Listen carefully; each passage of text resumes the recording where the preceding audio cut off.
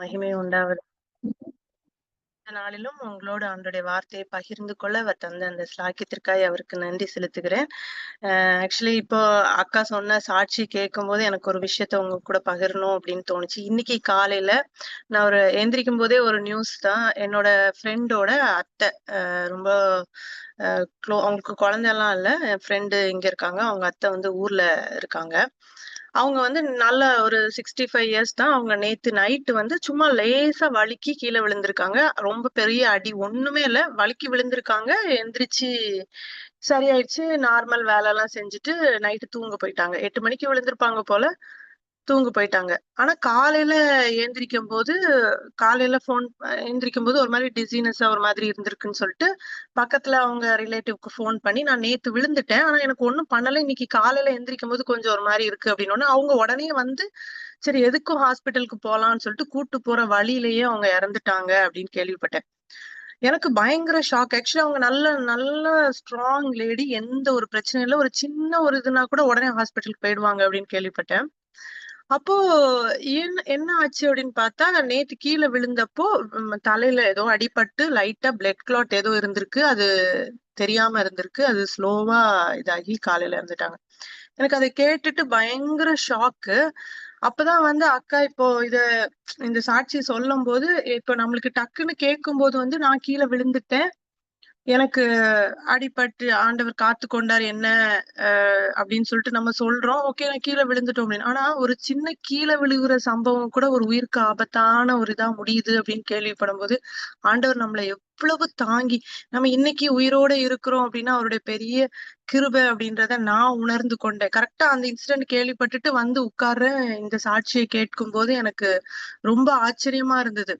நம்ம நெனைக்கிறோம், நம்ம நம்ம பத்திரமா நடக்கிறோம், பத்திரமா இருக்கிறோம் அப்படின்னு ஒவ்வொரு நேரமும் நம்ம உயிரோட இருக்கிறது ஆண்டவருடைய பெரிய கிருபையா இருக்கிறது. அதனால உண்மையாவே ஆண்டவருடைய பெரிய கிருபை அக்காவ ஆண்டவர் காத்து வழி வைத்து பாதுகாத்திருக்கு. எவ்ளோ கீழ விழுந்துட்டாலும், அதுல ஆண்டவர் எந்த ஒரு அடியும் இல்லாம பாதுகாத்திருக்கிறார். அதனால எல்லாரும் அந்த கேர்ஃபுல்லா இருக்கணும். பிளஸ் ஏதாவது ஒரு தலையில அடி பட்டுச்சு அந்த மாதிரி உங்களுக்கு ஒரு இது இருந்தாலும், உடனே போயி ஹாஸ்பிட்டல்ல பாருங்க. இன்னொன்னு ஆண்டவருடைய பிள்ளைகளுக்கு அவர் எந்த ஒரு ஆபத்தும் நேராதபடிக்கு அவங்கள பாதுகாத்து, அவங்களுக்கு ஒரு ஞானத்த கொடுத்து வழிநடத்துவார். ஏன்னா, இது எனக்கு ஷேர் பண்ணணும்னு இருந்தது. ஒரு சின்ன விழுவுறோம். ஆனா, அதுல கூட என்ன நடக்குதுன்னு நம்மளுக்கு தெரியாது. அப்போ நம்ம என்னதான் கேர்ஃபுல்லா இருந்தாலும், நம்மள பாதுகாக்கிறவர் அவர் இல்ல அப்டின்னா, நம்ம ஒன்றுமே இல்ல அப்டின்னு சொல்ட்டு. அப்புறம் இன்னைக்கு நம்ம தியானிக்கிற காரியம் என்ன அப்டின்னா, சங்கீதம் 34ஆம் அதிகாரம் 18ஆம் வசனம் வாசிக்கலாம். சங்கீதம் 34, 18.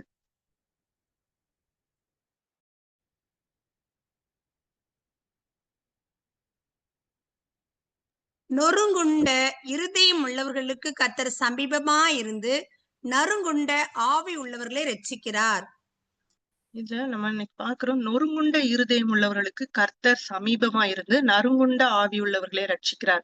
நொறுங்குண்ட இருதயம் நொறுங்குண்ட இருதயம் அப்படின்னா நம்ம எல்லாருக்குமே தெரியும். நம்முடைய வாழ்க்கையில நம்ம நிறைய நேரங்கள்ல நம்ம கடந்து போகிற சூழ்நிலைகள்ல நம்ம வந்து அந்த இந்த மாதிரி ஒரு நம்முடைய இருதயம் நொறுக்கப்பட்ட ஒரு சூழ்நிலையை நாம கடந்து போயிருக்கலாம். எல்லாருடைய வாழ்க்கையில யாரும் நான் நொறுக்கப்படல அப்படின்னு சொல்றதுக்கு சான்ஸே இல்லை. ஏதாவது ஒரு காரியங்கள் நிமித்தம், இல்ல ஏதாவது ஒரு சூழ்நிலை நிமித்தம், இல்ல மற்றவர்களாலேயோ நாம நொறுக்கப்படுகிற ஒரு காரியத்த ஒரு அனுபவத்துக்குள்ள நாம போகுவோம். அப்போ அந்த நொறுங்குண்ட இருதயம் நமக்குள்ள இருக்கும்போது, இப்போ நம்ம வந்து என்ன பண்ணுவோம் அப்படின்னா, நம்ம நொறுக்கப்படுகிறோம் அப்படின்னு சொன்னோம்னா, யாராலயோ ஏதோ ஒரு சூழ்நிலையினால நம்ம நொறுக்கப்படும்போது, நம்ம என்ன பண்ணுவோம் அப்படின்னா, ஒண்ணு யார்கிட்டயாவது போய் நம்ம அந்த அந்த நம்முடைய கஷ்டத்த எதையாவது ஒண்ணு சொல்லணும். இல்ல நெஞ்சு அடைச்சுட்டு நம்மளுக்கு ஒரு மாரி மூச்சு முட்டிட்டு வரும். நம்மளுக்கு இத யார்கிட்டயாவது ஷேர் பண்ணணும்னு தோணும். இல்ல யாராச்சும் நம்மளுக்கு இதுலருந்து அடுத்து நம்மளுக்கு என்ன பண்ணுவாங்க? இல்ல ஒருவேள நம்ம அந்த சூழ்நிலை நிமித்தம் நம்ம அப்படியே நொறுக்கப்பட்டு நம்மளுக்கு அடுத்து எழும்பி நிற்கிறதுக்கு கூட பலன் இல்லாத ஒரு காரியமாய் நம்மளுக்கு போகிற ஒரு அனுபவத்துக்குள்ள நாம போவோம். அப்போ இந்த வசனத்துல நாம பார்க்கும்போது நொறுங்குண்ட இருதயம் உள்ளவர்களுக்கு கர்த்தர் சமீபமா இருந்து நறுங்குண்ட ஆவியுள்ளவர்களை ரட்சிக்கிறார். நறுங்குண்ட எதுனாலுமே அந்த நொறுக்கப்பட்ட அந்த ஒரு ஒரு ஒரு நம்ம ஆவியில நம்ம நொறுக்கப்பட்டு நம்மளுக்கு அதுக்கப்புறம் நம்மளுக்கு ஒண்ணுமே பண்ண முடியாது அப்படின்னு. இப்போ ஒரு மனுஷன் வந்து உடம்பு ரீதியாய் நம்ம பலவீனப்படும் போது நம்ம இல்ல ஏதோ ஒரு ஒரு பலவீனம் வந்து நம்ம கஷ்டப்படும் போது நம்மளால எழும்பி நடக்க முடியாத ஒரு நிலைமை இருக்கும். இல்ல கால்ல அடிபட்டாலோ கையில அடிபட்டாலோ உடம்புல எந்த ஒரு ஒரு பலவீனம் ஒரு காய்ச்சல் வந்தா கூட சில நேரங்கள்ல நம்மளால எழும்பி நடக்க கூட முடியாது. நம்ம சோர்ந்து போய் பலனற்று போய் படுத்துட்டு ஒரு தண்ணி கூட எடுத்து குடிக்க முடியாத ஒரு சூழ்நிலையா இருக்கும். ஆனா அது ஓகே. அது பிசிக்கலி நமக்கு வர ஒரு இதனால பிரச்சனைகளினால நம்ம அப்படி சூழ்நிலைகளுக்குள்ள போவோம். ஆனா நமக்குள்ள வந்து ஒரு நம்முடைய இருதயம் நொறுக்கப்பட்டுச்சு அப்படின்னா, நம்மளுக்கு சுத்தமா என்ன நடக்குதுன்னு கூட நம்மளுக்கு புரிஞ்சுக்கவே தெரியாது. அத விட என்ன அப்படின்னா, எந்த ஒரு காரியத்தையும் நம்மளால செய்ய முடியாது. எந்த ஒரு கான்சன்ட்ரேஷனும் இருக்காது. நம்ம அப்படியே அப்படியே ஃபுல்லா வந்து நம்ம டெட் ஆகுறோம். அட்லீஸ்ட் அதாவது நம்மளுக்கு அடிபட்டுனா வலிக்குது, நமக்கு கான்ஷியஸாவது இருக்கும். இந்த இந்த மாதிரி ஒரு சூழ்நிலைகளுக்குள்ள போகும்போது, ஒரு சுத்தமா நம்மளுடைய ஒரு கான்ஷியஸே இல்லாத ஒரு தன்மைக்கு நம்ம போகிற ஒரு நிலைமையா இருக்கும். சுத்தி நம்மளுக்கு என்ன நடக்குதுன்னு கூட தெரியாது. அந்த மாதிரி ஒரு சூழ்நிலைகளுக்குள்ள நம்ம போகும்போது, நம்ம என்ன பண்ணணும்? இல்ல எப்படி நடந்து கொள்ளணும்? இல்ல என்ன மாதிரி காரியங்களை நம்ம செய்யணும்? அப்படின்னு சொல்லிட்டு நம்ம இன்னைக்கு பார்க்கலாம். இன்னொரு வசனம் கூட நம்ம வாசிக்கலாம். இதே நொறுங்குண்ட இருதயத்தை பத்தி சங்கீதம் 51:17 வாசிக்கலாம். தேவனுக்கு ஏற்கும் பலிகள் நொறுங்குண்ட ஆவிதான். தேவனே, நொறுங்குண்டதும் நறுங்குண்டதுமான இருதயத்தை நீர் புறக்கணீர். அப்போ தேவனுக்கு ஏற்கும் பலிகள் எப்படின்னா நொறுங்குண்ட ஆவிதான் அப்படின்னு சொல்லிட்டு. அப்ப நொறுங்குண்ட ஆவினா நொறுக்கப்பட்ட அந்த சூழ்நிலையில நாம போய் ஆண்டவரத்துல கேட்கிற காரியங்கள் தான் ஆண்டவருக்கு பிரியமா அப்படின்னா அப்படி இல்ல. நம்ம வந்து எப்படி நம்ம அப்படி நொறுக்கப்பட்டு ஒன்றும் இல்லாம நம்மளுக்கு எந்த ஒரு கான்சியஸும் இல்லாம நான் யாரு அப்படின்றதே நமக்கு தெரியும். நம்ம நொறுக்கப்படுற சூழ்நிலையில அந்த மாதிரி தான் நம்ம போவோம். நம்மளுக்கு இப்ப சுத்தி என்ன நடக்குதுன்னு தெரியாது. நம்ம ஒருவேளை சில நேரங்கள்ல நம்ம சூழ்நிலைகளை பார்த்து அதுபடி நம்ம நடந்து கொள்கிற விதம் இருக்கும். ஆனா இந்த நொறுக்கப்பட்ட மனுஷனுடைய ஆவி எப்படி இருக்கும் அப்படின்னா எதை குறித்துமே இருக்காது. அப்படியே ஒரு வேற ஒரு கையறு நிலைன்னு சொல்லுவாங்கல்ல அந்த மாதிரி ஒரு நிலைக்குள்ள அவன் தள்ளப்படுகிற ஒரு சூழ்நிலை. அப்போ இந்த இடத்துல நம்ம பார்க்கும்போது நொறுங்குண்ட ஆவி அப்படின்னு சொல்லும்போது அதே மாதிரி ஒரு சூழ்நிலையில நம்ம ஆண்டவரிடத்துல போய் நிற்கிறது.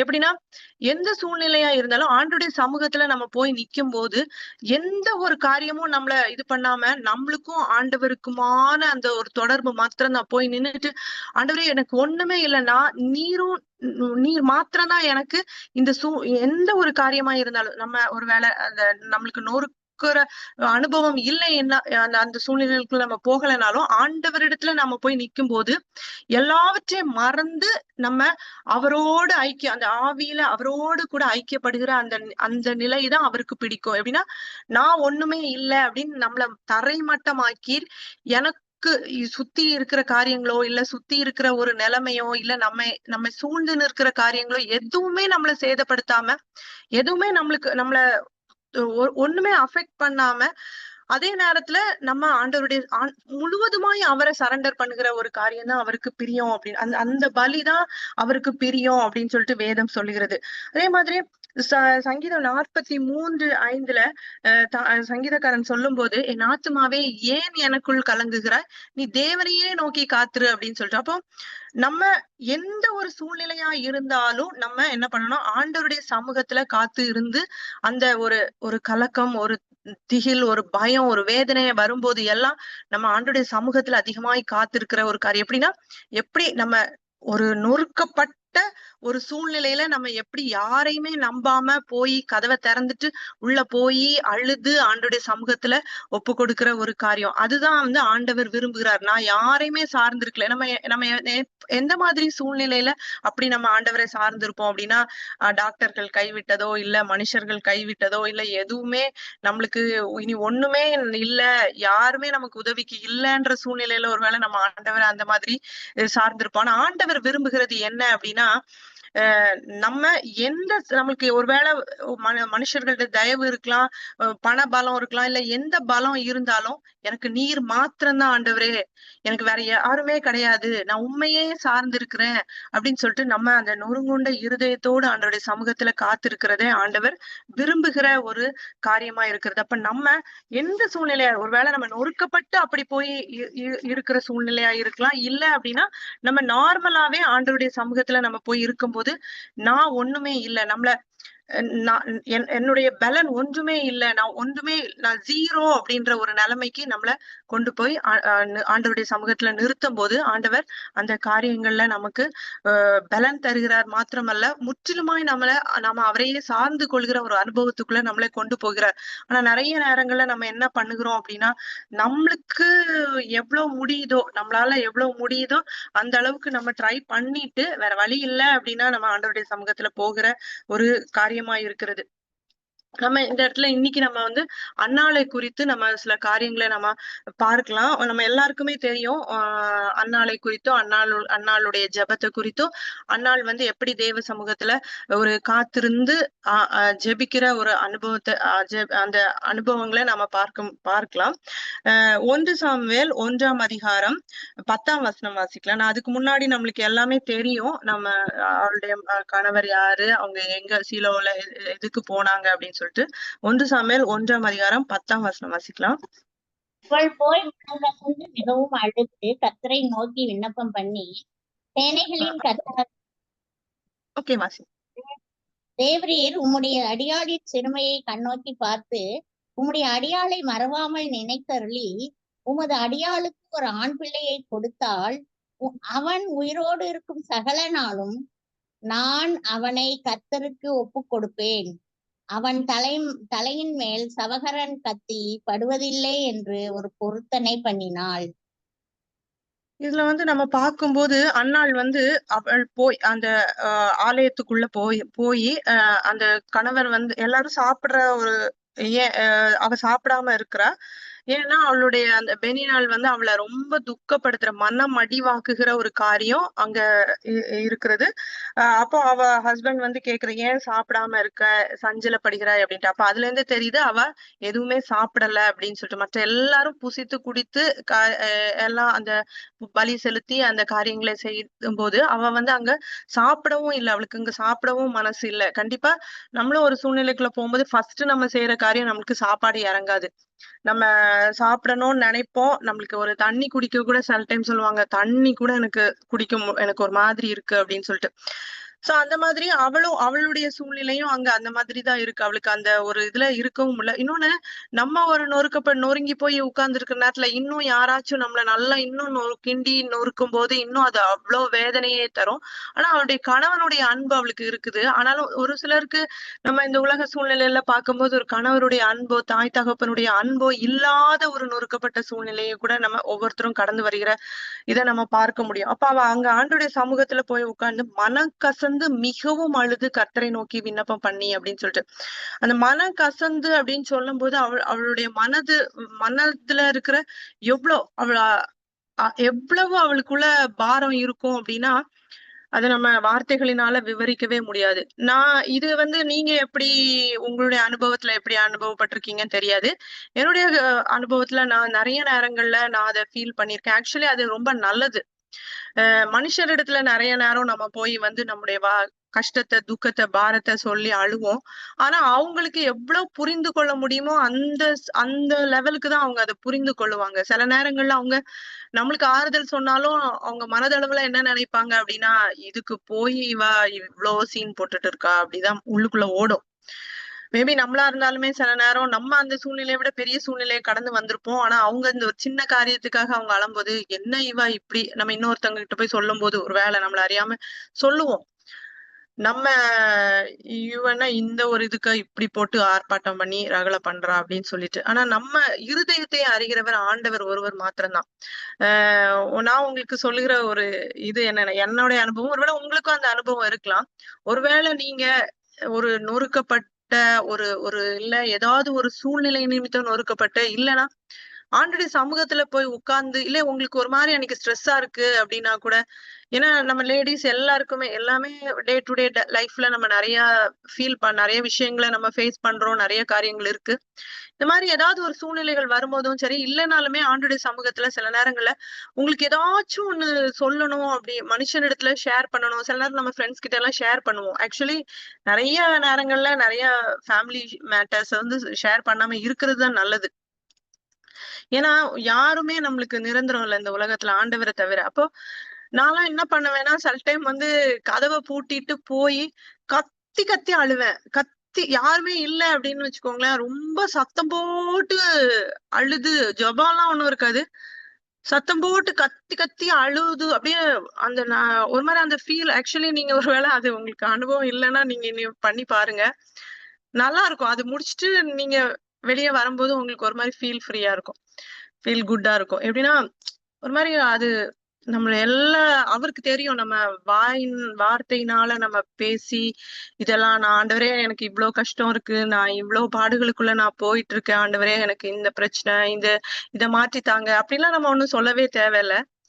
அந்த மனம் கசந்து அழுகுற ஒரு காரியம் அப்படின்னா, நம்மளோட மனத பிழிஞ்சு ஆண்டவருடைய சமூகத்துல ஊற்றி விடுகிற நம்முடைய அந்த ஒரு அனுபவம் ஒவ்வொருவருக்கும் நம்மளுக்கு இருந்ததுன்னு வச்சுக்கோங்களேன். ரியலி நம்ம எந்த ஒரு இதுக்குள்ள நீங்க ஒரு வேளை இந்த அனுபவம் இல்ல அப்படின்னா, நீங்க இன்னைக்கு ஒரு வேள ஏன்னா நம்ம வீட்ல எல்லாரும் இருக்கும்போது நம்ம இப்படிலாம் அழுதோம் அப்படின்னா, கண்டிப்பா அவங்க நம்மள பைத்தியம் புடிச்சிருக்குன்னு நெனச்சிருப்பாங்க. ஆனா யாரும் இல்லன்னா கதவ பூட்டிட்டு சத்தம் வெளிய கேட்காதுன்னு ஒரு கன் உங்களுக்கு கன்ஃபர்மேஷன் இருந்ததுன்னா, கண்டிப்பா ஆண்டவருடைய சமூகத்துல நீங்க அழுது ஜெபிக்கும்போது ஆண்டவர் வந்து உங்களுக்கு அந்த ஒரு ஒரு உங்க மனச வந்து லேசாக்குகிறார். இது வந்து ஒரு பிராக்டிகல் அனுபவத்துல நான் சொல்றேன். நல்லா அழுது அழுது ஒண்ணுமே இல்ல. நல்லா அழுது ஆண்டவருடைய சமூகத்துல ஏன்னா அவருக்கு பிரியமானது என்னன்னா, நம்ம அவரையே சார்ந்து இருக்கிறது. இந்த பிரச்சனைக்காக நம்ம இப்போ நான் நான் ஒரு அம்மாவா இருக்கேன். என்னுடைய மகள் வந்து தன்னுடைய பிரச்சனைக்காக அவ வந்து என்கிட்ட வந்து சொல்லாம பக்கத்து வீட்டுக்காரங்க கிட்ட, எதிர்த்த வீட்டுக்காரங்க கிட்ட போயி எனக்கு இந்த மாரி பிரச்சனைன்ட்டு அவ கால் பண்ணி சொன்னா, எனக்கு எப்படி கஷ்டமா இருக்கும்ல. அந்த மாதிரி தான். நம்முடைய ஆண்டவர், நாம அவர சார்ந்து இருக்கணும். அவரிடத்துல போகணும். அவர் சமூகத்துல போய் சொல்லணும். இல்ல நம்ம அழணும். நம்ம கேட்கணும் அப்படின்னு விரும்புகிறவர். ஆக்சுவலி நம்முடைய ஆண்டவர் ரொம்ப பொசெசிவ். அத நம்ம வந்து புரிஞ்சுக்கணும். என் பிள்ளை என்கிட்ட தான் வரணும். எந்த ஒரு காரியமா இருந்தாலும் அப்படின்னு சொல்லிட்டு. அப்போ மனம் கசந்து அழுகிற அ அன்னாள நம்ம இங்க பார்க்கிறோம். மிகவும் அழுது கர்த்தரை நோக்கி விண்ணப்பம் பண்ணி அவ சொல்லுறா.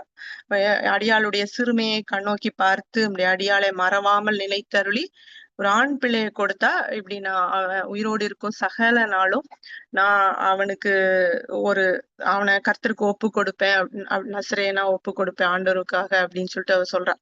நிறைய நேரங்கள்ல நம்மளும் பொருத்தனை பண்ணி ஜெபிக்கிற ஒரு காரியம் இருக்கும். ஆனா ஒருவேளை நம்ம பொருத்தனை செய்தோம் அப்படின்னா அந்த பொருத்தனையை நம்ம நிறைவேற்றுகிறவர்களா இருக்கணும். அதனால எல்லாருமே நிறைய நேரம் நான் கேட்டிருக்கேன். ஜெபிக்கும் போது என் பிள்ளைய ஊழியத்துக்கு ஒப்பு கொடுப்பேன் அப்படின்னுவாங்க. ஒரு பிள்ளை நல்லா படிச்சு வேலைக்கு போக ஆரம்பிச்சுச்சுன்னா பிள்ளைய வேலைக்குன்னு அதுக்காக முழு நேர ஊழியம் தான் நீங்க அனுப்பணும்னு கிடையாது. எல்லாருமே ஊழியம் செய்யணும். ஆண்டவருடைய சித்தம் அது. எல்லாருமே தேவ சித்தத்தை நிறைவேற்ற பிரயாசப்படும். அதனால நம்மளால முடிந்த வரைக்கும் நம்முடைய பிள்ளைகளை வந்து ஆண்டவருக்கு ஒப்பு கொடுத்து நம்ம ஜெபிக்கிறோம். நம்ம ஆண்டவருக்காக வளர்க்கிறோம். முடிந்த வரைக்கும் அவருடைய வாழ்க்கை வந்து மற்றவர்களுக்கு ஒரு எடுத்துக்காட்டா இருக்கணும். நம்ம அதான் சொல்லுவேன். நான் எப்பொழுதுமே நம்ம அவங்களுக்கு நம்ம எந்த ஒரு சூழ்நிலைய அவங்க நம்ம இடத்துல ஷேர் பண்ணும்போதும், முதல்ல நல்லா அவர்களிடத்துல பேசுகிறவர்களா இருக்கணும் நம்ம. இன்னொன்னு அவங்க ஷேர் பண்ணும்போது அவங்க கிட்ட சொல்லணும். ஆண்டவரால தான் இந்த காரியம். ஆண்டவரால தான் இந்த காரியம். நான் அத எப்பவுமே சொல்லுவேன் பிள்ளைங்க கிட்ட.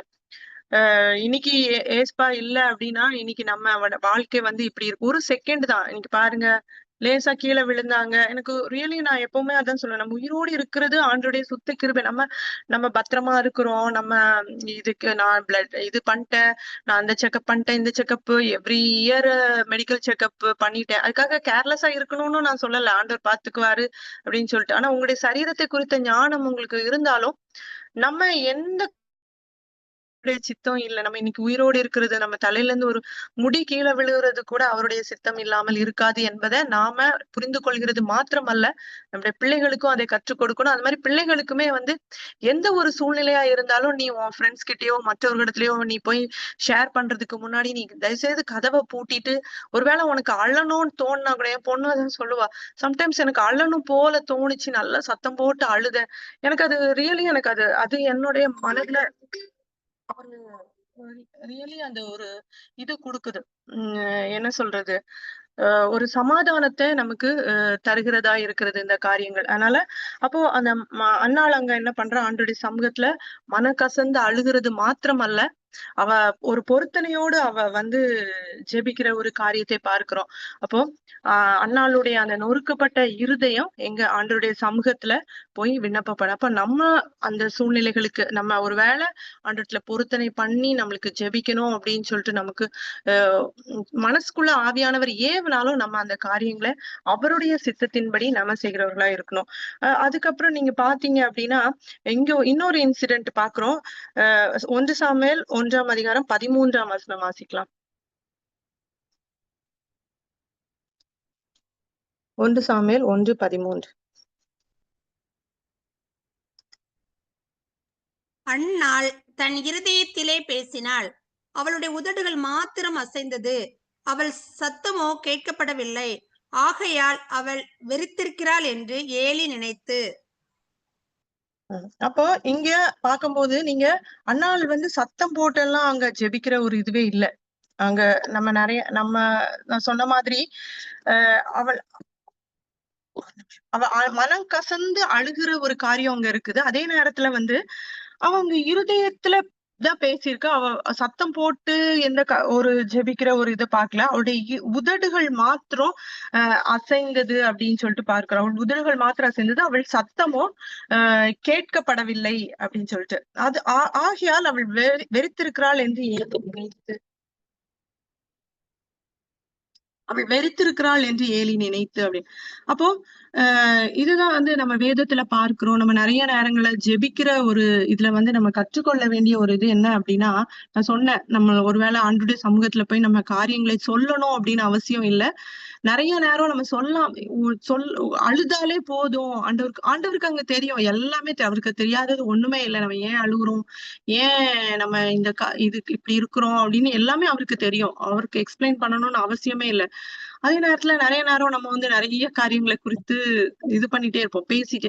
சிலர் ஜெபிக்கும் போது நான் அது எப்பவும் உங்களுக்கு சொல்லுவேன், பட் உங்களுக்கு நீங்க எப்படி ஒவ்வொருத்தருக்கும் ஒவ்வொரு மாதிரி, அதனால தப்பும் கிடையாது. பட் நிறைய நேரம் நம்ம நிறைய காரியங்களை பேசிக்கிட்டே இருப்போம். ஆனா கருத்தாய் ஜெபிக்கணும்னு சொல்லிட்டு வேதம் சொல்லுது. இங்க பார்க்கும்போது அவள் இருதயத்துல பேசினாள் அப்படின்னு சொல்லிட்டு, இருதயத்துல பேசினாள் அப்படின்னு சொல்லும் போது நம்ம பாக்குற ஒரு காரியம் என்னன்னா, வேதம் நமக்கு கற்றுக் கொடுக்கிற எந்த சூழ்நிலையிலும் நம்ம ஆவியினால ஜெபிக்கிற ஒரு அனுபவம் நமக்குள்ள வேணும் அப்படின்னு சொல்லிட்டு. நான் தான் சொன்னேன், ஒரு ஆவி, ஆத்துமா, சரீரம் சொல்லிட்டு நம்ம வந்து 3 நம்மளுடைய வெளிய சரீரம், நம்முடைய ஆவி, ஆத்துமா நமக்குள்ள இருக்குது. நம்முடைய ஆத்துமா அந்த இருதயம், நம்முடைய ஆவி வந்து நம்முடைய வாயின் வார்த்தைகள் எல்லாத்துலயும் வெளிப்படும். நம்முடைய எலும்புகள், நம்முடைய நாவு எல்லாம் ஆவியோடு இணைக்கப்பட்டது. அப்போ நம்ம ஆவியினால ஜெபிக்கணும் அப்படின்னு சொல்லும் போது, நம்ம வந்து வார்த்தையினால நம்ம வெளிய பேசி சத்தமா அந்த மாதிரி காரியம் இல்ல. நம்மளுடைய ஆவி தேவனுடைய ஆவியோடு கனெக்ட் பண்ணப்படும் போது ஆவியானவருடைய சித்தத்தின்படி நாம ஜெபிப்போம்.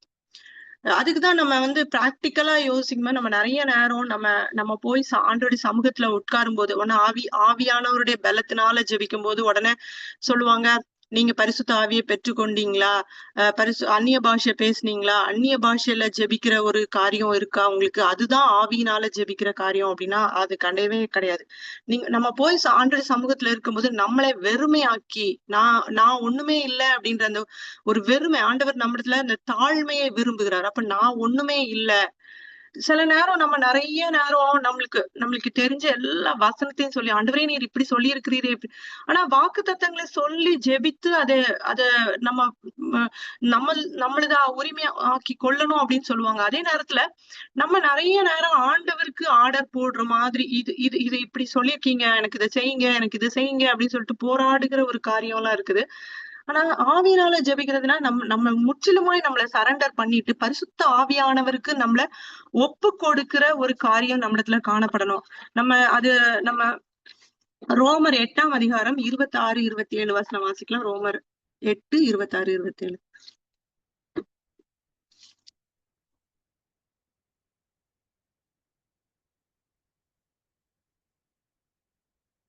அந்தபடியே ஆவியானவரும் நமது பலவீனங்களில் நமக்கு உதவி செய்கிறார். நாம் ஏற்றபடி வேண்டிக் கொள்ள வேண்டியது இன்னதென்று அறியாமல் இருக்கிறபடியால் ஆவியானவர் தாமே வாக்கு கடங்காத பெருமூச்சுகளோடு நமக்காக வேண்டுதல் செய்கிறார். ஆவியானவர் தேவனுடைய சித்தத்தின்படியே பரிசுத்தவான்களுக்காக வேண்டுதல் செய்கிறபடியால் இருதயங்களை ஆராய்ந்து பார்க்கிறவர் ஆவியின் சிந்தை என்னதென்று அறிவார்.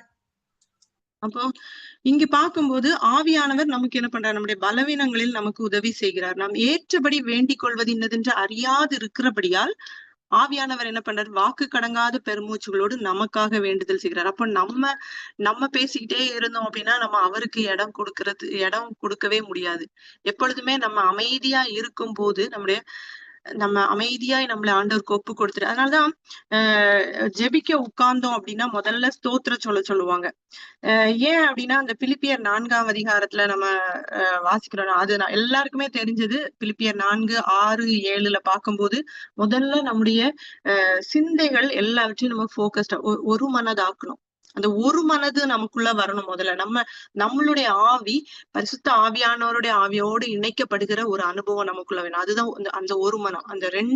அந்த பரிசுத்த ஆவியானவரோடு நம்ம கனெக்ட் ஆகும்போது அவர் நமக்காக வேண்டுதல் செய்கிறார். அப்ப அங்க நம்ம ஒருவேளை நம்ம நொறுக்கப்பட்டிருக்கிறோம்னா நம்ம அவனுடைய சமூகத்துல நம்ம அழுதுட்டு நம்ம ஒரு செகண்ட் நம்மளுக்கு அப்புறம் அழுது முடிச்சோன்னா நம்ம என்ன பண்ணுவோம்? அமைதியாயிடுவோம். அமைதியா கண்ணை மூடிட்டு நான் தான் எப்பவும் சொல்லுவேன், நம்ம ஒரு 5 minutes 10 minutes நம்மளால எவ்வளவு முடியுதோ நம்ம போய் நிறைய வார்த்தைகளை அழைப்பாம நம்ம ஆண்டோடைய சமூகத்துல அமைதியா இருக்கும் போதே நம்ம அந்த கனெக்ட் ஆகுறது நம்மளுக்கு ஃபீல் ஆகும்.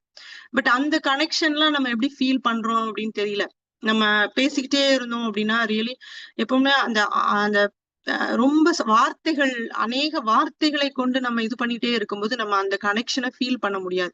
நம்ம அமைதியா இருந்து அவருடைய அந்த சத்தத்தை அந்த ஒரு கனெக்ஷனை நம்ம ஃபீல் பண்ணணும் அப்படின்னா நம்ம கண்டிப்பா என்ன பண்ணோம்னா நம்மள முதல்ல போக்கஸ்டா நம்மளுடைய எண்ணங்கள் சிந்தனைகளை பரிசுத்தப்படுத்தணும். நம்மளுடைய எண்ணங்கள் சிந்தனைகளை ஒருமுகப்படுத்தணும்னு சொல்லிட்டு ஆண்டவரிடத்துல கேட்கணும். அதுக்காக தான் எல்லாரும் என்ன சொல்லுவாங்க? ஸ்தோத்திரம். அதுவும் சிலர் ஸ்தோத்திரம் சொல்லுவோம், ரொம்ப சத்தம் போட்டு ஸ்தோத்திரம் சொல்லி அந்த கான்சென்ட்ரேஷன் அமைதியா சொன்னா கூட போதும். நம்முடைய உதடுகள் அசைந்தா கூட போதும். அது ஆண்டவருக்கு தெரியும். அப்போ நம்ம எதற்காக ஜெபிக்கணும்? எல்லாவற்றுக்கும் தான் சொல்லுவேன், மற்றவர்களை போல இப்போ ஒரு அறியாதவர்கள் ஜெபிக்கிற ஒரு காரியம் என்னன்னா, ஓகே பேசிக் லெவல்ல இருக்கும்போது ஓகே நிறைய காரியங்களை நம்ம இப்படி சொல்லுவோம். சிலருக்கு ஜெபிக்க கூடாது சொல்லுவோம், எப்படி இயேசு கிறிஸ்துவின் நாமத்துல ஜெபிக்கணும் அந்த மாதிரி காரியங்கள் கூட பேசிக்கா தெரியாது. அது ஓகே தெரியாத இருக்கிற போது ஓகே ஆரம்பிக்கிறது, அந்த பிதாவை கூப்பிட்டு இயேசு கிறிஸ்துவின் நாமத்துல ஜெபித்து முடிக்கிற அந்த காரியங்கள் இருக்கு. அப்போ அந்த இது தெரியாதவங்க ஓகே.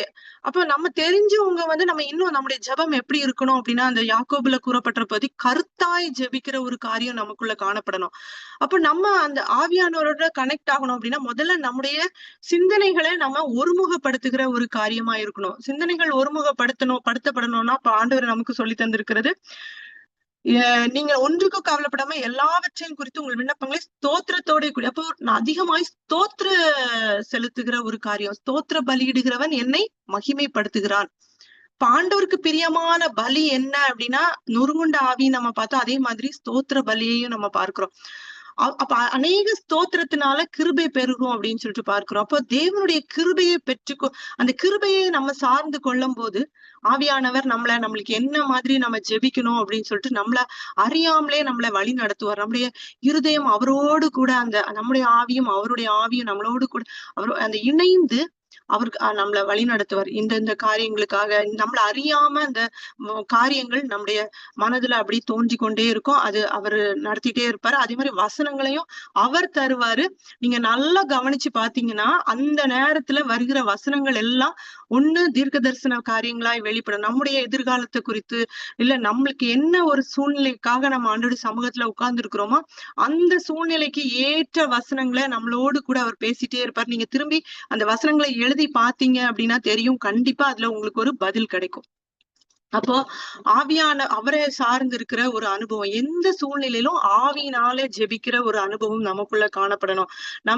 ஏன் அப்படின்னா அவர் நம்முடைய இருதயங்களை ஆராய்ந்து பார்க்கிறவர், நம்மளுக்கு என்ன தேவை என்பதை, எப்படி நாம ஜெபிக்க வேண்டும் என்பதை அறிந்திருக்கிறவர். அதனாலதான் சத்திய ஆவியாகிய தேற்றவாளனை அவர் நமக்கு தந்திருக்கிறார். ஒருவேளை நம்ம நினைக்கலாம் அந்த அந்நிய பாஷையில ஜெபிக்கிறது ஆவியினால ஜெபிக்கிறது, அப்படி இல்லவே இல்லை.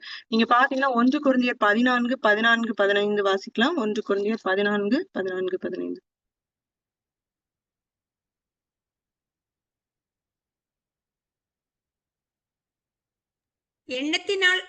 எண்ணத்தினால் எனில் நான் அந்நிய பாஷையிலே விண்ணப்பம் பண்ணினால் என் ஆவி விண்ணப்பம் பண்ணுமே அன்று என் கருத்து பயனற்றதா இருக்கும். இப்படி இருக்க செய்ய வேண்டுவதென்ன? நான் ஆவியோடு விண்ணப்பம் பண்ணுவேன், கருத்தோடும் விண்ணப்பம் பண்ணுவேன்.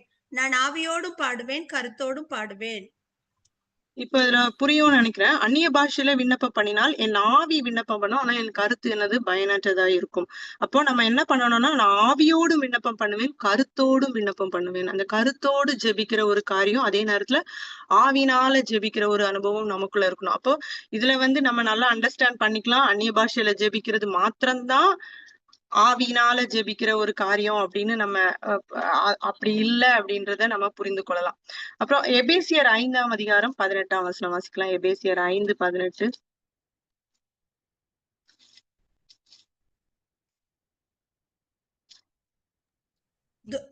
துன்மார்க்கத்திற்கு ஏதுவான மதுபான வெறி கொள்ளாமல் ஆவியினாலே நிறைந்து. அப்போ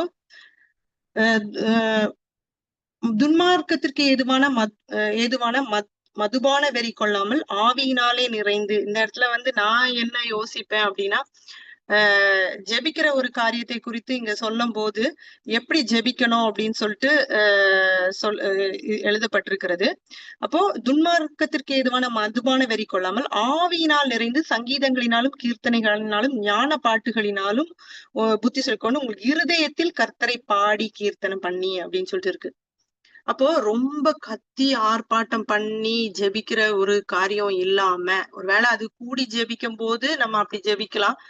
பட் இருந்தாலும் கூட நம்ம நிறைய நேரங்கள்ல நம்ம ஒரு ஞானம், அதுதான் ஆவியானவரை நம்ம சார்ந்து இருக்கும்போது அவர் அந்த இதை கொடுத்துருவாரு. அதனால நம்ம அதை பத்தி கவலைப்படாது. நான் இப்படி ஜெபிக்கணுமா அப்படி ஜெபிக்கணுமா, ஒருவேளை நான் இப்ப இப்படி சொல்றேன், ஒருவேளை நம்ம கூடி ஜெபிக்கும் போது சத்தம் போட்டு ஜெபிக்கிற ஒரு காரியத்துக்குள்ள நம்ம போவோம், அது தப்பு அப்படின்லாம் நான் சொல்லல. எந்த சூழ்நிலையா இருந்தாலும் நம்முடைய ஆவி தேவனுடைய ஆவியோடு கனெக்ட் ஆகியிருக்கா அப்படின்னு சொல்றத நம்ம அத இது பண்ணிக்கணும், எப்பொழுதுமே என்ஷூர் பண்ணிக்கணும். நம்ம ஜெபிக்கிற ஜெபம், இப்போ ஒருவேளை நீங்க நடந்துட்டோம் நின்னுட்டோம் நம்ம இருக்கும்போது கூட நம்ம விண்ணப்பம் பண்ணிட்டே இருக்கலாம், ஆண்டவருடைய சமூகத்துல ஸ்தோத்திரம் சொல்லிட்டே இருக்கலாம். இல்ல ஒரு காரியம் நம்மள குழப்பது டிஸ்ட்ராக்ட் பண்ணுதுன்னா கூட நம்ம ஒருமுகப்படுத்தணும் அப்படின்னா நம்ம ஸ்தோத்திரம் சொல்லிக்கிட்டே ஆண்டவருடைய சமூகத்துல நம்ம ஜெபிக்கிற காரியம் இருக்குது. ஆனா எப்பொழுதுமே நம்முடைய ஜெபம் என்னவா இருக்கணும் அப்படின்னா ஆவியோடும் இருக்கணும், கருத்தோடும் இருக்கிற ஒரு காரியம் நமக்குள்ள காணப்படணும். எபேசியர் 6:18 வாசிக்கலாம். எந்த சமயத்திலும் சகலவிதமான வேண்டுதலோடும் விண்ணப்பத்தோடும் ஆவியினாலே ஜெபம் பண்ணி அதன் பொருட்டு மிகுந்த மன உறுதியோடும் சகல பரிசுத்தவான்களுக்காகவும் பண்ணும் வேண்டுதலோடும் விழித்துக் கொண்டிருங்கள். எந்த சமயத்திலுமே நம்ம என்ன பண்ணணும் அப்படின்னா சகலவிதமான வேண்டுதலோடும் விண்ணப்பத்தோடும் ஆவியினாலே ஜெபிக்கிற ஒரு காரியம் நமக்குள்ள காணப்படணும். எப்பொழுதுமே நம்முடைய ஜெபம் ஆவியானவரை சார்ந்து இருக்கணும், ஆவியானவரோட கனெக்ட் ஆயிருக்கணும். நம்ம கனெக்ட் ஆகுனாதான் நம்மளுக்கு அவருடைய சித்தத்தின்படி நம்ம ஜெபிக்க முடியும். அவர் என்ன சித்தம் வைத்திருக்கிறார், நம்ம சும்மா எல்லாருக்காக வேண்டும் நம்ம ஜெபிக்கணும்ட்டு நம்ம ஓடிக்கிட்டே இருப்போம் நிறைய நேரங்கள்ல. அவர் யாருக்கெல்லாம் வாழ்க்கையில ஜெபம் தேவைப்படுது, ஒருவேளை எனக்கு தெரியாது, இன்னைக்கு எனக்காக எத்தனையோ பேர் ஜெபித்து கொண்டு இருக்கலாம், நம்மளுக்கு தெரியாது. ஆனா சிலர் சொல்லுவாங்க, இன்னைக்கு ஆண்டவர் உங்களை காண்பித்தார் எனக்கு ஜெபிக்கிறதுக்கு, ஏன் தெரியல அப்படின்னாங்க. கண்டிப்பா பார்த்தா அவங்களுக்கு ஒரு சூழ்நிலை இருக்கும், அந்த சூழ்நிலையில அவர் அங்க நம்மளுக்கு உணர்த்தி தருவார் நம்மளுக்கு ஜெபிக்கிறதுக்கு அப்படின்ட்டு. அதே மாதிரி பிலிப்பியர் 3ஆம் அதிகாரம் 3ஆம் வசனம் வாசிக்கலாம்.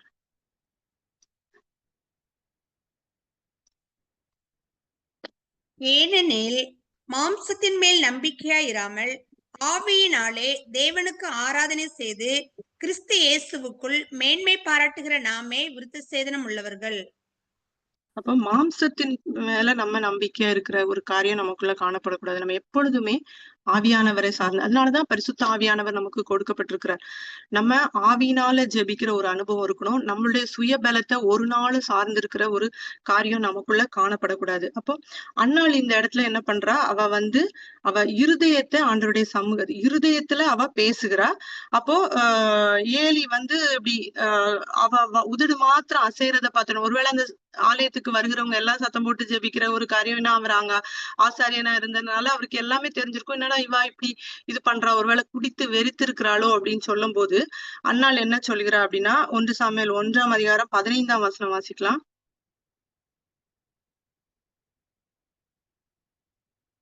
15, 16 வாசிக்கலாம்.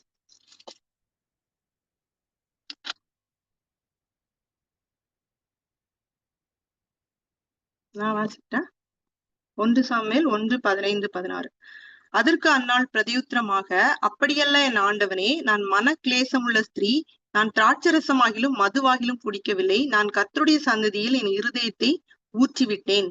உம்முடைய அடியாளை பேலியாளின் மகளாக எண்ணாதையும், மிகுதியான விசாரத்தினாலும் கிளேசத்தினாலும் இந்நேரம் மட்டும் விண்ணப்பம் பண்ணினேன் என்றாள். அப்ப எவ்வளவு நேரம் விண்ணப்பம் பண்ணுனான்னு நமக்கு தெரியல. நிறைய நேரம் அவ ஜெபிக்கிற ஒரு காரியம். சில நேரம் நம்மளுக்கும் அந்த அனுபவங்கள் இருக்கும். நம்ம ஆண்டவருடைய சமூகத்துல எவ்வளவு நேரம் நான் இருந்தேன்னு தெரியல, அப்படியே நான் உட்கார்ந்திருந்தேன், என்ன நடந்ததுன்னு கூட எனக்கு தெரியல அப்படின்னு சொல்கிற ஒரு காரியம். அப்போ அவளுடைய இருதயத்தை ஆண்டவருடைய சமூகத்துல முற்றிலுமாய் ஊற்றி விடுகிற ஒரு காரியம். நீங்க தாவீதோடைய அனுபவத்தை நீங்க பார்த்தாலும் உங்களுக்கு தெரியும். நிறைய அப்சலோம் அவரை துரத்தி அவரு நடந்து போவாரு. அவருடைய ஜனங்களோட அவர் நடந்து போவாரு.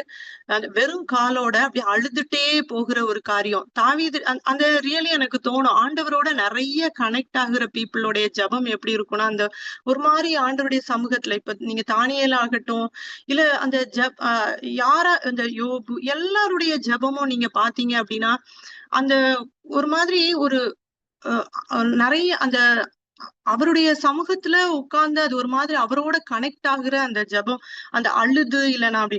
இப்ப நீங்க அந்த தாவீது உடைய மனைவி பிள்ளைகளை எல்லாவற்றையும் சிறைப்பிடித்துட்டு போகும்போது, பெலிஸ்தர் சிறைப்பிடித்துட்டு அந்த 1 சாமுவேல் 30ஆம் அதிகாரம் எடுத்துக்கோங்க. அமலேக்கிய சிறைப்பிடித்து போகும்போது 1 சாமுவேல் 30ஆம் அதிகாரம் 4ஆம் வசனம் வாசிக்கலாம். அப்பொழுது தாவீதும் அவனோடு இருந்த ஜனங்களும் அழுகிறதற்கு தங்களில் பலன் இல்லாமல் போக மட்டும் சத்தமிட்டு அழுதார்கள். இது மாதிரி நிறைய நீங்க தாவீதோட இன்சிடென்ட் பாத்தீங்கன்னா, எப்ப பார்த்தாலும் அந்த குழந்தை இறக்கும் போதும் சரி, போய் கதவை பூட்டிட்டு அங்கேயே படுத்து கிடந்துட்டு அழுகிற ஒரு காரியம். ஏன்னா அவங்களுக்கு தெரியும் ஆண்டவர் இடத்துல எப்படி போய் நம்ம மன்றாடி கேட்கிற ஒரு இது அப்படின்னு சொல்லிட்டு. அப்ப இங்கேயும் பார்க்கும்போது தாவீது அழுகிற, நம்ம நினைப்போம் ஆண்கள்லாம் அழமாட்டாங்க அப்படின்னு சொல்லிட்டு, இங்க பார்க்கும்போது தாவீது இது நிறைய இன்சிடென்ட் இருக்கு. தாவீது அழுது ஜெபிக்கிற காரியம் சங்கீதத்திலயுமே சொல்லுவான், என் ஆத்துமாவே ஏன் கலங்குகிற, நீ ஆண்டவரை நோக்கி காத்துரு, அவராலதான் எனக்கு ரட்சிப்பு, அவர் தான் என்ன வழி நடத்துறாரு, என்னுடைய ஆத்துமாவை காக்குறவர் அவர் அப்படின்னு சொல்லிட்டு. அப்போ இதுலயும் பாத்தீங்கன்னா அடுத்து 6வது வசனத்துல பாத்தீங்க அப்படின்னா, தாவீது மிகவும் நெருக்கப்பட்டான் அப்படின்னு சொல்லிட்டு இருக்கோம். அப்ப எவ்வளவு நெருக்கம் இருக்கும் போதும் அவங்க என்ன பண்றாங்க, ஆண்டவருடைய சமூகத்துல போய் தன்னுடைய இருதயத்தை, கண்டிப்பா அழுதாங்க அப்படின்னு சொல்லும் போது கண்டிப்பா ஆண்டவருடைய சமூகத்துல அவங்களுடைய இருதயத்தை ஊற்றி விடுகிற ஒரு காரியமா தான் நம்ம பார்க்கிறோம் இங்க. அப்போ ஆண்டவருடைய சமூகத்துல நம்முடைய இருதயத்தை நம்ம ஊற்றி விடும் போது என்ன நடக்குது அப்படின்னா, கர்த்தர் நம்மளை என்ன பண்ணுகிறார், பலப்படுத்துகிறார். எப்படி ஆவியானவர் நம்மளோடு கூட நம்மளுடைய ஆவியோடு இணைந்து நம்மளுக்காக அவர் வேண்டுதல் செய்கிறாரோ, அதே போல நம்மளுக்கு ஒரு பலனை அங்க தருகிற ஒரு காரியம். இத நீங்க பாத்தீங்க அப்படின்னா, அதுக்கப்புறம் ஏலி சொல்றாரு, நீ கேட்ட விண்ணப்பத்தின்படி இஸ்ரவேலின் தேவன் உனக்கு பதில் அளிப்பார் அப்படின்னு சொல்றாரு. அப்புறம் 1 சாமுவேல் 1ஆம் அதிகாரம் 18ஆம் வசனம் வாசிக்கலாம். அப்பொழுது அவள், உம்முடைய அடியாளுக்கு உம்முடைய கண்களிலே தயை கிடைக்க கடவது என்றாள். பின்பு அந்த ஸ்திரீ புறப்பட்டு போய் போதனம் செய்தாள். அப்புறம் அவள் துக்க முகமாய் இருக்கவில்லை. இந்த ஒரு வசனத்திலேயே நம்ம 2 காரியங்களை புரிந்து கொள்ளலாம். ஒன்று என்ன பண்ணா அப்படின்னா, அவ அது வரைக்கும் அவ சாப்பிடாம இருந்திருக்கிறா, உபவாசித்து ஒரு ஜெபித்து இருக்கிறா. அவ சாப்பிடாம அவ வெறும் வயித்தோட தான் வந்து எல்லாரும் அங்க போஜனம் சேர்ந்து பூசித்தாங்கன்றிருக்கு. அவ ஹஸ்பண்ட் சாப்பிட சொல்லும் போது அவ சாப்பிடல.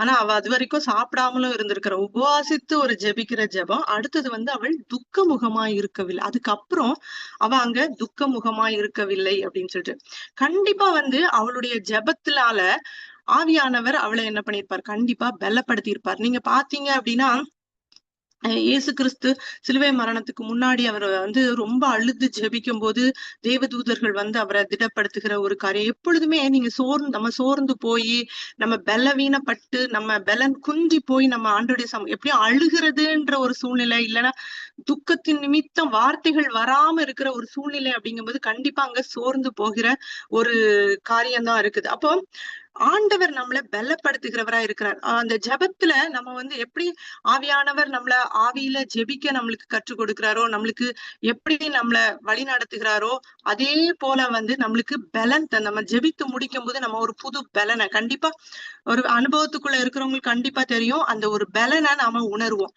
ஏசாயா 40ஆம் அதிகாரம் 29ஆம் வசனம் வாசிக்கலாம்.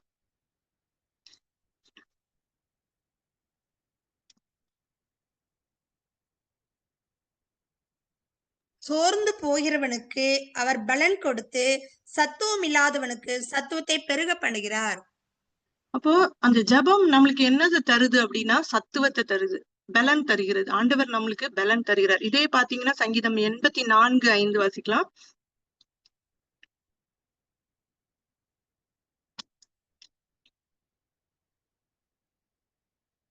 உம்மிலே பலன் கொள்ளுகிற மனுஷனும் தங்கள் இருதயங்களில் செவ்வையான வழிகளை கொண்டிருக்கிறவர்களும் பாக்கியவான்கள். அப்போ உண்மையிலே பலன் கொள்கிற மனுஷன். அப்ப நம்மளுக்கு நம்ம அந்த ஜெபத்தின் மூலமாய் நம்ம என்ன பெற்றுக்கொள்ளுகிறோம் அப்படின்னா நமக்கு ஒரு பலன் கிடைக்கிறது. இதுவே நீங்க இன்னும் பாத்தீங்கன்னா சங்கீதம் 29:11 நிறைய காரியங்கள் கர்த்தர் தமது ஜனத்திற்கு பலன் கொடுப்பார். அப்போ ஒரு பலப்படுத்துகிற பலன் கொள்ளுகிற ஒரு காரியம். அதனாலதான் அவ அங்க அதுக்கப்புறம் என்ன பண்றா, தைரியமா எந்திரிச்சு போய் சாப்பிட்டுட்டு அதுக்கப்புறம் அவள் துக்கமுகமாய் இருக்கவில்லை. நீங்க தாவீதை எடுத்துக்கிட்டீங்கன்னாலும் பாத்தீங்கன்னா அவன் கர்த்தருக்குள் தன்னை திடப்படுத்தி கொண்டான் அப்படின்னு சொல்லிட்டு இருக்கும். அந்த ரொம்ப எனக்கு அது அருமையா இருக்கும். அவன் ரொம்ப அழுது அங்க நெருக்கப்பட்டு எல்லாரும் அவனுக்கு எதிரா திரும்பும் போது அவன் ஆண்டவருடைய சமூகத்துல போய் உட்கார்ந்திருப்பான். 1 சாமுவேல் 30ஆம் அதிகாரம் 6ஆம் வசனம் வாசிக்கலாம். தாவீது மிகவும் நெருக்கப்பட்டான். சகல ஜனங்களும் தங்கள் குமாரர் குமாரத்திகள் நிமித்தம் மன கிளேசமானதினால் அவனை கல்லறிய வேண்டும் என்று சொல்லிக் கொண்டார்கள்.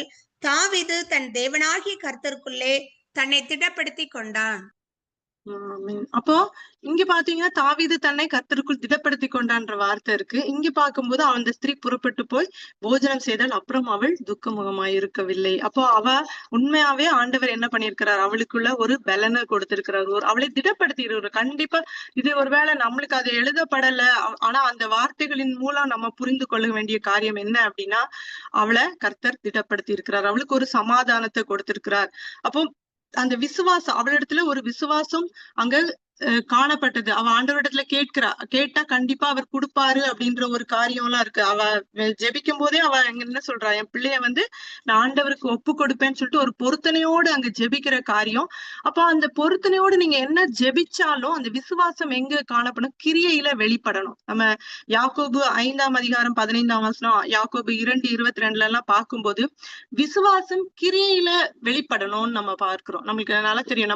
நம்ம நிறைய நேரம் நம்ம ஜெபிச்சு சொல்லுவாங்க, ஜெபிச்சுட்டு அதுக்கப்புறம் திருப்பி அந்த ஜெபிச்ச காரியத்தையே மறந்துட்டு திருப்பி அதுக்காக அந்த உலக பிரகாரமாய் நம்ம போய் இது பண்றக்கான ஒரு காரியத்துக்காய் ஜெபிச்சோம் அப்படின்னா அந்த காரியத்தை அதுக்கப்புறம் அதோட மறந்துடும். ஆண்டவர் அதுக்கப்புறம் அவ துக்கமா இல்ல, அவ எதையுமே கண்டுக்கவே இல்லை. ஆண்டோட சமூகத்துல நான் ஒப்பு கொடுத்துட்டேன். நான் இன்னும் ஒரு எக்ஸாம்பிள் கூட உங்களுக்கு சொல்ல விரும்புறேன். ஒரு வாட்டி என்னோட ரிலேஷன் ஒருத்தங்க தான் வந்து எங்க வீட்டுக்கு வந்திருந்தாங்க. அவங்களுக்கு கல்யாணம் பண்ணி கொடுத்து மேரேஜ் லைஃபும் சரியா இல்ல, ஹஸ்பண்ட் நிறைய ப்ராப்ளம். அதனால அவங்க ரொம்ப நாள் அம்மா வீட்லயே தான் இருந்தாங்க. கிட்டத்தட்ட வந்து அவங்களுக்கு அப்பவே 40 வயசு ஆயிடுச்சு. அப்போ எங்க வீட்டுக்கு வந்திருக்கும் போது அவங்க அம்மாவும் ரொம்ப ஜெபம் பண்ணுவாங்க, எப்பொழுதுமே ஜெபிச்சுட்டே இருக்கிற ஒரு தாய். அப்ப எல்லாருமே சொல்லுவாங்க, இவ்வளவு ஜெபிக்கிறாங்க இந்த குழந்தை, இந்த பெண் ஒரே மகள், அவங்க வாழ்க்கையில இந்த மாதிரி ஒரு சூழ்நிலை கணவர் சரியில்லை, குழந்தையும் இல்ல, ரொம்ப நெருக்கப்பட்டு ஒரு மாதிரி இருக்கிற சூழ்நிலையில அப்ப எங்க வீட்டுக்கு வந்திருக்கும் போது நாங்க 3 அவங்களும் அவங்க அம்மாவும் நானும் ஜெபிக்கலாம் அப்படின்னு சொல்லிட்டு நாங்க 3 பேரும் உபவாசம் இருந்து ஜெபிச்சோம். உபவாசம் இருந்து ஜெபிச்சு இதே மாதிரி ஒவ்வொருத்தரா ஜெபிக்கும் போது திடீர்னு நான் ஜெபிக்கும் போது எனக்கு டக்குன்னு ஒரு வார்த்தை, அன்னாளை போல ஆண்டவர் உன்னுடைய கண்ணீரை பார்த்து உனக்கு ஒரு ஆண் குழந்தைய தருவாரு அப்படின்னு சொல்லிட்டு டக்குன்னு. யூசுவலி எனக்கு இந்த காரியங்கள்ல எல்லாம் ரொம்ப இது இருக்காது. ஏன்னா தீர்க்க தரிசனம் இதெல்லாம் வந்து சொல்றாங்க அப்படின்னா எனக்கு அது எவ்வளவு தூரம். ஏன்னா இப்ப உலகத்துல நிறைய கள்ள தீர்க்கதரிசிகள் கள்ள தீர்க்க தரிசனங்கள் எல்லாம் பார்த்துட்டு நிறைய அதுல நம்பிக்கையே கிடையாது. சரி, ஆண்டவர் நடத்துவார், அவருடைய சித்தத்திற்கு நம்மள ஒப்பு கொடுப்போம், அந்த மாதிரிதான் ஜெபம் போயிட்டு இருந்தது. பட் ஆனா வார்த்தை வந்து இப்படி வந்து விடுந்துச்சு. டக்குன்னு எனக்கு ஜெபம் முடிச்சோன்னு எனக்கே ஒரு மாதிரி ஷாக்கா இருந்தது. ஐயோ, இந்த மாதிரி ஒரு வார்த்தை எப்படி? ஏன்னா நான் அது யோசிக்க கூட இல்லை. அந்த மாதிரி நம்ம வந்து ஒரு ஃபால்ஸ் பிலீஃப் கொடுக்குறோம் அப்படின்ற மாதிரி தோணுச்சு எனக்கு. ஆனா பயமாவும் இருந்தது, ஏன் இந்த வார்த்தை நம்முடைய வாயில இருந்து வந்தது அப்படின்னு. நீங்க நம்ப மாட்டீங்க, ஒரு வருஷம் கழிச்சு அவங்களுக்கு டைவர்ஸ் ஆயிடுச்சு. எப்படி இருக்கும் எனக்கு? அன்னில இருந்து எனக்கு பயங்கர. ஏன்னா அப்போ அவங்களுக்கு ஒரு 42 வயசு ஆயிடுச்சு, டைவர்ஸ் ஆயிடுச்சு, அவங்க அம்மா வீட்டுல இருக்காங்க. எனக்கு டெய்லி என் மனசுல ரொம்ப வலிக்கும். எனக்கு ஆண்டவரே, எப்படி அது வாயில இருந்து வந்தது? அப்போ அது ஏன் வந்தது? ஒருவேளை நான் என் சுயத்துல நான் பேசிட்டேனோன்னு சொல்லிட்டு ரொம்ப நாள் கலங்கி தவிச்ச நாட்கள் உண்டு. அதுக்கப்புறம் ஒரு 5 வருஷம் அப்படி அவங்க அம்மா வீட்லயே இருந்தாங்க. போன வருஷம் என்ன ஆச்சுன்னா, அவங்களுக்கு வந்து அவங்க ஹஸ்பண்ட் கூட டிவோர்ஸ் ஆகி அவங்க ரிலேஷன்லயே தெரிஞ்சவங்கலயே ஒருத்தருக்கு வந்து ஒய்ஃப் இறந்துட்டாங்க. 2 குட்டி பிள்ளைங்க. அவங்களுக்கு கல்யாணம் பண்ணி கொடுத்துட்டாங்க. அதுவே ஆச்சரியம். அந்த கல்யாணம் நடந்தது பெரிய ஆச்சரியம். ஏன்னா கல்யாணம் எல்லாம் பண்ண வேண்டாம்னு சொல்லிட்டு தான் இருந்தவங்க. ஆல்மோஸ்ட் 46 வயசுல கல்யாணம் பண்ணிட்டாங்க. அதுக்கப்புறம் பாத்தீங்கன்னா, நம்பவே முடியாத ஒரு ஆச்சரியம் என்ன அப்படின்னா, 47 வயசுல அவங்க பிரெக்னன்ட் ஆயிருக்காங்க. இது வந்து அவங்க சொல்லல, வேற ஒருத்தர் மூலமா கேள்விப்பட்டேன். கேள்விப்படும்போது நான் அந்த வார்த்தைகளை ஆண்டவர் நம்முடைய வாயில சொல்லியிருக்காரு. கண்டிப்பா நான் இன்னைக்கு அதை விசுவாசிக்கிறேன். அப்போ எனக்கு ஆனா அந்த வார்த்தை நிமித்தம், ஏன்னா நான் நிறைய நேரம் நிறைய காரியங்கள் பாக்குறேன். தீர்க்க தரிசனம் மற்றவங்கள அந்த நேரத்துக்கு அவங்களுக்கு ஒரு ஆறுதல் சொல்றதுக்காக எனக்கு அதுல விருப்பமே கிடையாது. அந்த ஒரு சூழ்நிலை அந்த நேரத்துக்கு அவங்கள ஆறுதல் சொல்லணும், உனக்கு இப்படி தருவாங்க அப்படி தருவாங்கன்னு சொல்லி அவங்கள ஒரு நம்பிக்கைக்குள்ள கொண்டு போய் ஆண்டவருடைய சித்தம் எதுவோ அதை ஏற்றுக்கொள்கிற பக்குவம் அவங்களுக்கு கூட கர்த்தருக்குள்ள தன்னை திடப்படுத்தி கொண்டு அந்த ஆவியானவருடைய பலன் வரும்போது நம்மளுக்கு எதை பத்தியுமே நம்மளுக்கு கவலையே இருக்காது. அப்ப அப்படி ஒரு சூழ்நிலை எல்லாம் இருக்கும்போது எனக்கு அது ஒரு நெருடலாவே இருந்துட்டு இருந்தது. ஆனா எனக்கு பயங்கர ஆச்சரியம். எப்படி இது சாத்தியம்? அப்போ அவங்க மூலமா எனக்கு கேள்விப்பட்டேன். ஒரு நம்பிக்கைக்குரியவங்க அவங்க பிரெக்னெண்டா இருக்காங்க. நான் வெளியே யார்கிட்டயும் சொல்லல. இதெல்லாம் வந்து உலகத்துல ரியலி அது அவங்க அம்மாவுடைய ஜெபமும் ஒண்ணு இருக்கு.